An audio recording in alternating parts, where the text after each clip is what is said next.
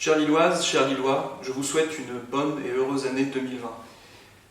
Je voudrais tout particulièrement m'adresser à celles et ceux qui sont en souffrance, qui sont en précarité. En effet, l'année 2019 a été rude. Emmanuel Macron et son gouvernement n'ont cessé d'attaquer vos droits, d'attaquer votre pouvoir d'achat.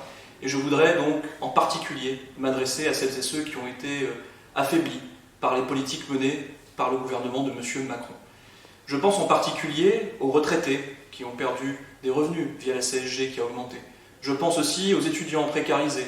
Je pense aux ouvriers, aux fonctionnaires, aux pompiers, aux infirmiers, aux aides-soignantes.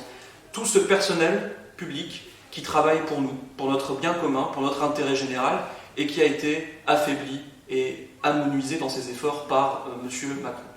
Je voudrais penser aussi en particulier à toutes celles et ceux qui n'ont pas de toit en cette soirée, en cette journée, en cette période de fête.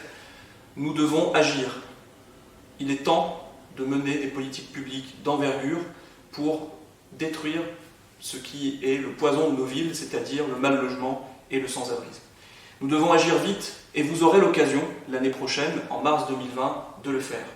Vous aurez l'occasion, par exemple, de le faire avec Décider pour Lille, un collectif citoyen qui s'est lancé, soutenu par la France Insoumise, à Lille depuis le mois de septembre. Vous pourrez le faire aussi dans les communes d'Helem et de l'Homme, avec Décider pour l'Homme et Décider pour Helem.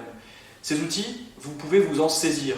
Ces outils sont des outils collectifs, car nous pensons que pour adapter nos villes au changement climatique, pour faire de nos villes des lieux d'égalité sociale, pour faire de nos villes des lieux démocratiques, eh bien, c'est maintenant qu'il faut agir par le collectif.